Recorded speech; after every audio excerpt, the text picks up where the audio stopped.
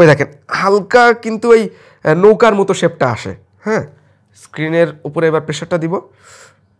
আমি মনে হয় স্ক্রিনে আপনাদেরকে দেখাতে পাচ্ছি যে প্রেশারটা আসলে কতটা দিচ্ছে আমি। ইনফিনিক্সের হট 60 Pro Plus এই ফোনটা নিয়ে সবাই বেশি কথাবার্তা বলছে মূলত এর থিকনেসের জন্য। অনেক বেশি পাতলা একটা ফোন। হ্যাঁ, বলাটা স্বাভাবিক, কেননা মাত্র 5.95 mm থিকনেস, আবার অনেকটাই হালকা, 155 গ্রাম ওয়েট। তবে একটা ফোন তো শুধুমাত্র আমরা এই হালকা পাতলা দেখে নিব না, অবশ্য ভালো মন্দ দিক এর ভিতরে রয়েছে। আমি চেষ্টা করব এই ভিডিওতে সেই ভালো মন্দ দিকগুলো তুলে ধরার, যাতে করে আপনি খুব সহজেই ডিসিশন নিতে পারেন। তাহলে আগে চলেন জেনে আসি ফোনটার দাম কত। এই ফোন আমরা দুইটা ভেরিয়েন্টে পাবো, 8/128GB 22,000 টাকা এবং 8/256GB 24,000 টাকা। এরকম দুইটা ভেরিয়েন্টে ফোনটা লঞ্চ করায় যাদের ফোন কেনার সময় দেখা যাচ্ছে বাজেট একটু কম থাকে, তারা কিন্তু কিছু টাকা কম দিয়েও এই ফোনটা নিতে পারবে। তো আমি বলবো ইনফিনিক্স এই জায়গাটা খুবই ভালো করছে। তবে 22-24 হাজার টাকায় আমরা যেমন ফোন চাই, ইনফিনিক্সের এই ফোনটা সেই জায়গায় আসলে কেমন? পিছনে ক্যামেরা একটা 50 মেগাপিক্সেল, না ওআইএস নাই, তবে বুদ্ধি করে সনি সেন্সর ব্যবহার করছে IMX882, যে কারণে ইমেজ কোয়ালিটি কিছুটা হইলেও বেটার পাওয়া যাবে। মানে আপনি আমি যেন জোর গলায় বলতে না পারি যে এই ফোনের ক্যামেরার কোয়ালিটি অফিসিয়াল মার্কেটে এই প্রাইস সেগমেন্টে পিছিয়ে থাকছে। চোখ আটকাবে অনেকেরই এর ডিসপ্লের দিকে তাকাইলে। অ্যামুলেট কার্ভ ডিসপ্লে দিছে এত পাতলা ফোনে, যেটা কিনা আবার 144 হার্টজের 1.5K রেজলিউশনের। হ্যাঁ, এরকম ডিসপ্লে অনেকেই হয়তো দিচ্ছে, তবে এই ডিসপ্লেটা ভাই 10 বিটের, খেলাটা জমাইছে এই জায়গায়। গোরিলা গ্লাস 7i প্রোটেকশন রয়েছে, 1.5 মিটার ড্রপ রেজিস্ট্যান্স রয়েছে, অ্যান্ড এখানে IP65 এর রেটিংও রয়েছে, যে কারণে দেখা যাচ্ছে হালকা পাতলা সিটাফুটা পানি বা একটু অল্প ডিস্টেন্স থেকে পড়লেও এই ফোনটাতে তেমন কোনো সমস্যা হওয়ার সম্ভাবনা কম। তারপরেও আমি বলবো ভাই, সাহস দেখানোর দরকার নাই। বক্সের ভিতরে একটা হার্ড কেস দিছে, যেটা ব্যবহার করলে ফোনটা অনেকটাই নিরাপদ থাকবে, এমনিতেই পাতলা ফোন। তাছাড়াও আমরা বক্সের ভিতরে কিন্তু 45 ওয়াটের চার্জার পাচ্ছি, একটা কেবল পাচ্ছি, অ্যান্ড একটা স্ক্রিন প্রোটেক্টরও দেখলাম দিয়ে দিচ্ছে তারা। ফোন যতই হালকা পাতলা হোক, 5160 mAh এর ব্যাটারি রয়েছে, এবং এই ফোনটাতে আমরা XOS রিফ্রেশড ভার্সন পাচ্ছি 15.1.1 বেসড অন অ্যান্ড্রয়েড 15। তাছাড়াও 3 বছরের মেজর ওএস আপডেট এবং 5 বছরের সিকিউরিটি আপডেটও দেওয়া হবে। ইনফিনিক্সের এই ফোনটা 5টা কি 6টা কালার ভেরিয়েন্টে লঞ্চ হয়েছে, কিন্তু দিন শেষে ভাই আমার হাতে ওই কালামানিকটাই জুটছে। যাই হোক, এই ফোনের পিছনে তারা 3D ফাইবার গ্লাস ব্যবহার করছে। এখন এই ফাইবার গ্লাসটা আসলে কি? গ্লাস নামটা যেহেতু আছে, ওইটা কি আসলে গ্লাস? আমরা এই কনফিউশনে থাকতে চাই না, আমরা একটু দাগ দিয়ে দেখতে চাই বা একটু স্ক্র্যাচ ফেলানোর চেষ্টা করি। সাধারণত এরকম প্রাইস রেঞ্জে প্লাস্টিক দেয়া থাকে, তো আমি একটু দেখি ট্রাই করে।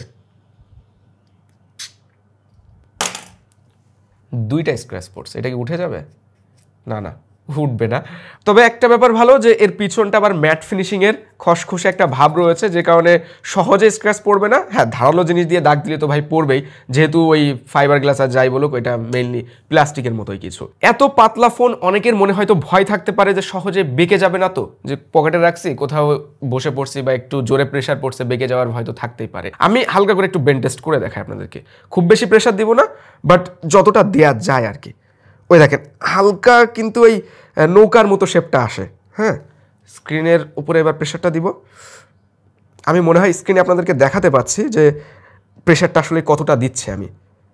নৌকার মতো কিছুটা শেপ পাচ্ছি, কিন্তু না, এটা বেঁকে থাকছে না। ব্যাপারটা হলো এই ফোনের বডি ফ্রেমটা প্লাস্টিকের হলেও ভিতরের যে পার্ট সেটা কিন্তু অ্যালুমিনিয়াম ম্যাটেরিয়ালের, যে কারণে যথেষ্ট ডিউরেবল। মানে ওই যে আমরা ভয়টা পাচ্ছি আর কি, পাতলা ফোন সহজে বেঁকে যাবে, ওরকম কিন্তু ভয় এই ফোনের ক্ষেত্রে থাকছে না। ফোনটির টপে সেকেন্ডারি স্পিকার রয়েছে, আর এই ফোনের সাউন্ড কিন্তু JBL টিউন করা। রাইটে নয়েজ ক্যান্সেলিং মাইক পাচ্ছি। আয়ার সেন্সরটা ক্যামেরা মডিউলের মাঝে দিয়ে দিছে, যাতে করে বলতে না পারে এই জায়গায় কিছু নাই। একটা ক্যামেরা থাকছে, তবে 3টার মতো দেখতে হলো। একদমই নিচের পার্টে অ্যাক্টিভ হ্যালো লাইট অ্যাড করা হয়েছে। এটা মূলত soft white glow light effect দিতে পারে বিভিন্ন ক্ষেত্রে, আসলে নোটিফিকেশন বা গেমিং এর সময় এই লাইটটা জ্বলছিল। বটম প্যানেলে সিম স্লট, যেখানে 2টা ন্যানো সিম কার্ড ব্যবহার করা যাবে। 3.5 mm অডিও পোর্টটাও কিন্তু নাই। ওভারঅল এই ফোনের হ্যান্ডফিল নিয়ে বা ডিজাইন নিয়ে আমার তেমন কোনো অভিযোগ নাই। মানে পাতলা হওয়াতে সহজে বেঁকে যাবে, সমস্যা হবে, এরকম কোনো ভয় কিন্তু থাকছে না।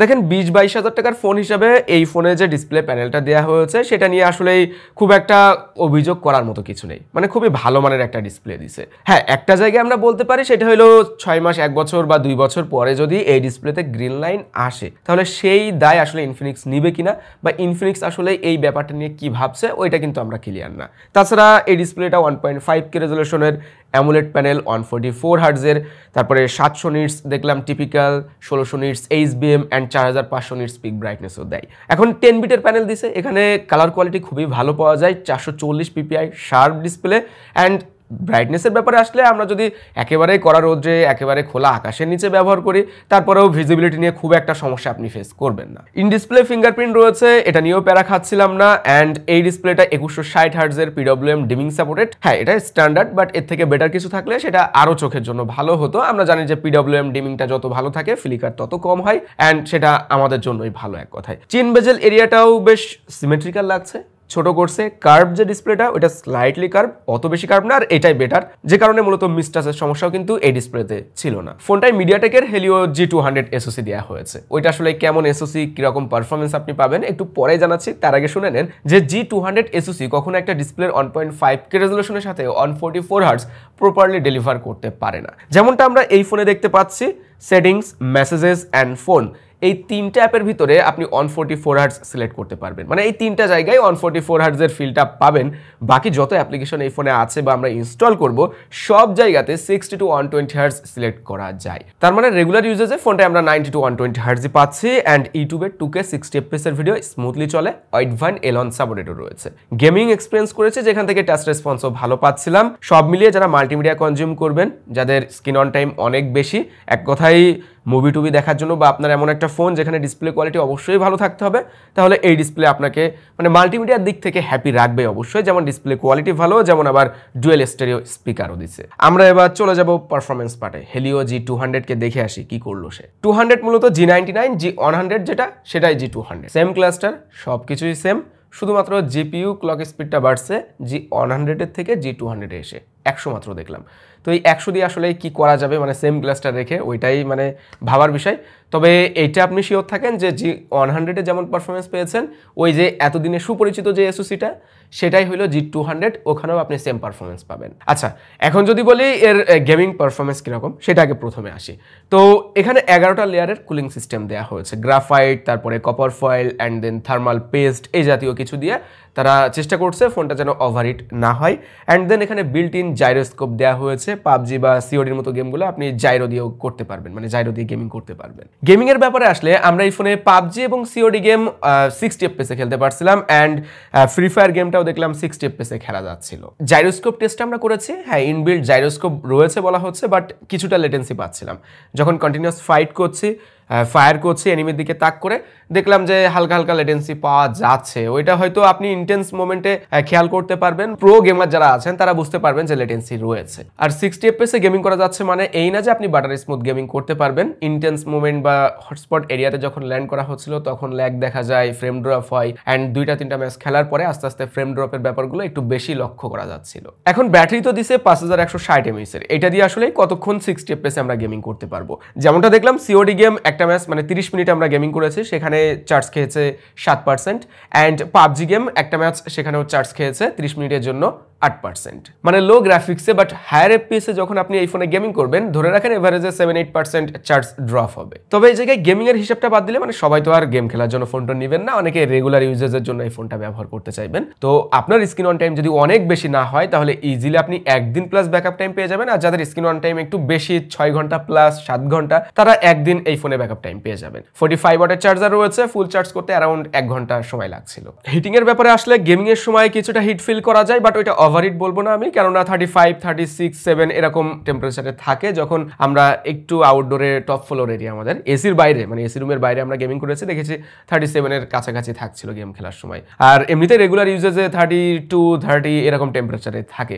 ওইটা আসলেই ওভারহিট বলা যায় না, মানে পাতলা ফোন হওয়াতে যে ভয়টা থাকে অতিরিক্ত গরম হবে, ওইরকম সমস্যা কিন্তু এই ফোনে ছিল না। সনি সেন্সর ব্যবহার করাতে এর ক্যামেরা নিয়ে শুরুতে আপনাদেরকে একটু প্রশংসার কথাবার্তা বলেছিলাম যে ইমেজ কোয়ালিটি ভালো পাওয়া যাবে। তবে যদি আমরা ভিতরে ঢুকি তাহলে ইমেজের ব্যাপার স্যাপার নিয়ে আরো ক্লিয়ার জানতে পারবো। হ্যাঁ, পিছনে IMX882 সেন্সর রয়েছে, 50 মেগাপিক্সেলের, ওআইএস থাকছে না। আর সামনে আমরা 13 মেগাপিক্সেল সেলফি ক্যামেরা পাচ্ছি। পোর্ট্রেট মোড দিয়ে শুরু করা যাক। এখানে দুইটা ফোকাল লেন্থ পাচ্ছিলাম, 1x 25mm and 2x close up শটে ছবি তোলা যাচ্ছিল। ব্যাকগ্রাউন্ড ব্লার নিয়ে সমস্যা ছিল না, টিপিক্যাল আমরা এরকম প্রাইস সেগমেন্টের ফোনে আসলে যেরকম দেখে থাকি ওই রকমই background blur and edge detect করতে পেরেছে। 2x জুম করে ছবি তুললে লাইট কন্ডিশন ভালো থাকা অবস্থায় শার্পনেস অ্যান্ড ডিটেলস যথেষ্ট ভালো পেয়েছি আমরা। তবে বিকালের সময় রোদ যখন কম আছে বা রাত্রের অন্ধকারে বাজারঘাটে ছবি টবি তুললে ওই সময়টা আপনি খেয়াল করবেন যে শার্পনেস অ্যান্ড ডিটেলস অনেকটাই কমে এসেছে অ্যান্ড ইমেজের ভিতরে সাদাটে ভাবটা লক্ষণীয় হচ্ছিল। যেখানে আমরা দিনের সময় যে ছবিগুলো তুলেছি মানে লাইট ভালো থাকা অবস্থায় ছবি তুলেছি ওই সময়টায় অনেকটা ব্যালেন্সড টাইপের ছবি পাচ্ছিলাম।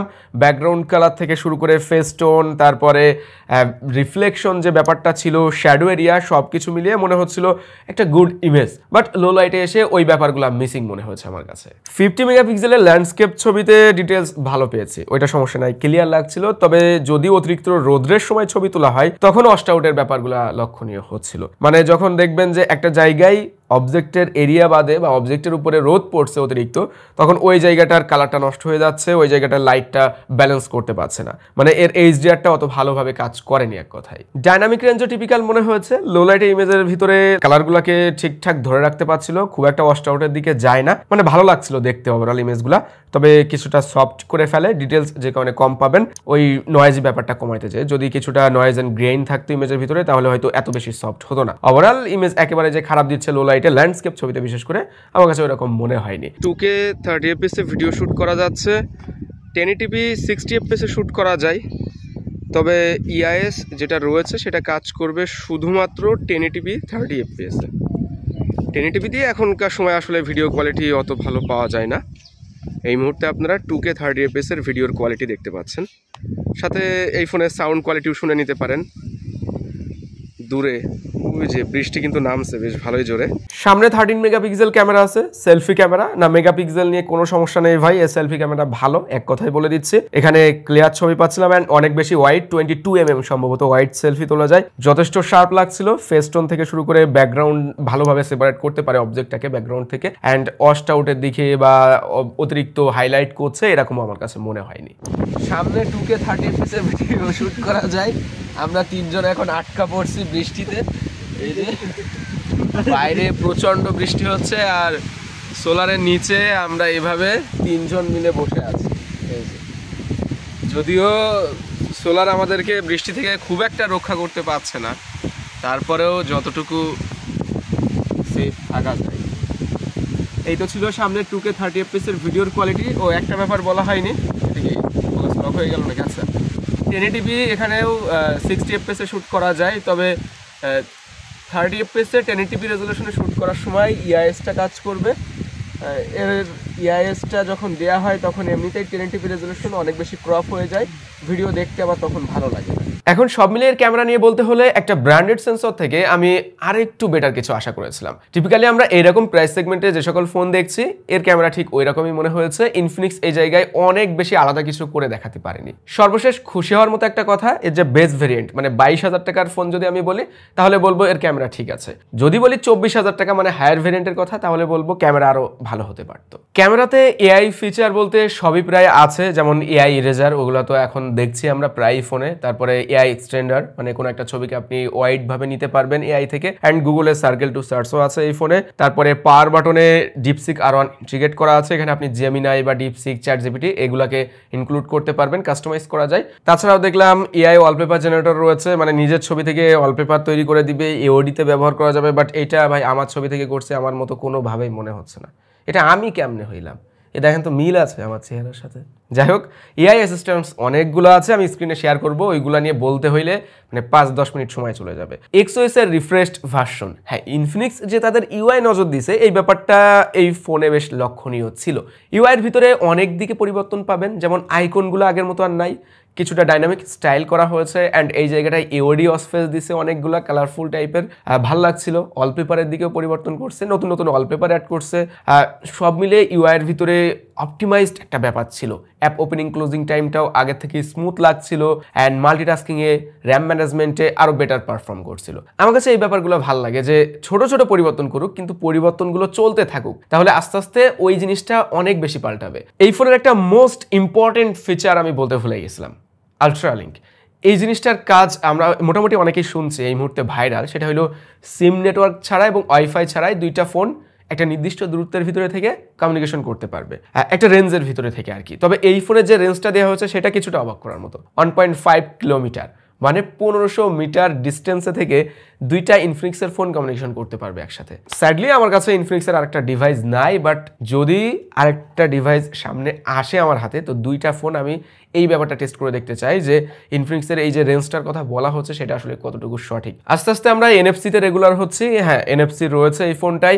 এবং আরেকটা ব্যাপার হলো এটাতে না ওয়াইফাই সমস্যা ছিল না, ওয়াইফাই রেঞ্জ বলেন লেটেন্সি গেমিংয়ের সময় নেটওয়ার্ক বা কানেক্টিভিটিতে সমস্যা দেখি নাই। কল ড্রপ তো দেখলাম না, আমার এরিয়াতে কল ড্রপের সমস্যাও ছিল না। এই ফোনটার একটা ভালো দিক আছে, একটা খারাপ দিক আছে। বলবো ভালো দিকটা হলো এই ফোনটা অনেক বেশি পাতলা, খারাপ দিকও হলো এই ফোনটা অনেক বেশি পাতলা।